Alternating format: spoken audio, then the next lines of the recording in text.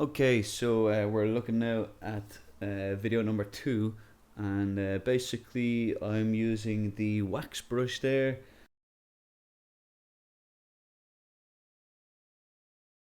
I prefer the wax brush a lot of the time. You can see here that as the same in class there, that I'm actually just I've subdivided the model maybe up to subdivision level 2, and at this point just bulking out certain areas, like not necessarily muscle and that, but you know, plates for where I think the armor or the actual plates will be.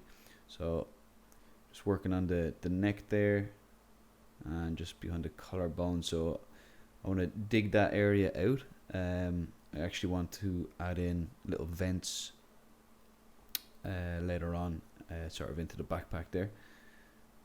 But it's just using the wax brush there. As you can see, I've got the strength pretty low down, just after 12, and a very small size for the minute to work on the finer details there.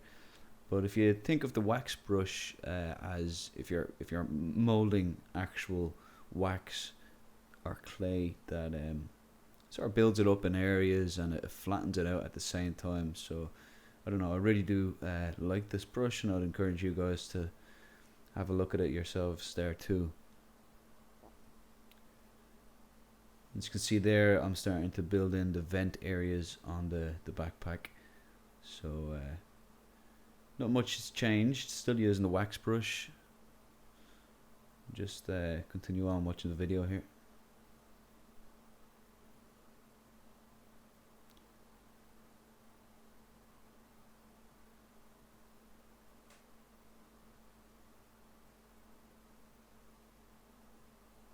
So you can see there that I'm using a smaller size wax brush, digging in by holding the control key to dig into areas, and then I smoothed it out by just holding the shift key, and then built up the areas in between to create that panel just below his shoulder.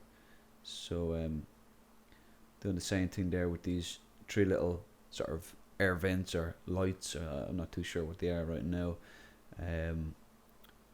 Just on his collarbone there. So I was basically building it up by left clicking on the stylus down, so digging the area up using the wax tool, and then holding control, making the brush smaller and just digging in a small circular area inside of it. So working on the abs plate here.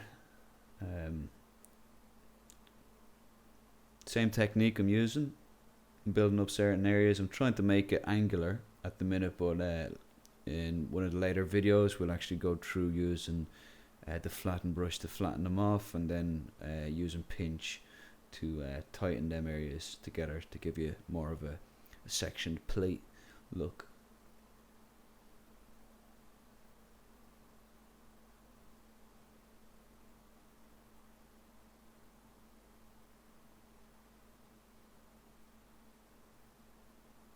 As you can see there, I'm sort of leaving straight areas in between these, so these can be straps or something to basically physically join up these separate panels.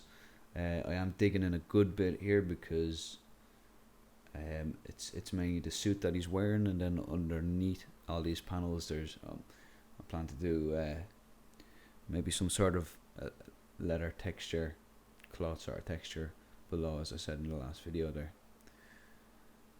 So building on the straps in the arm there, building on the section, the panel there, and I'll probably double that panel up to give it a bit more flexibility, so I have it in 2 separate layers, but I'll have a look at that a bit later on.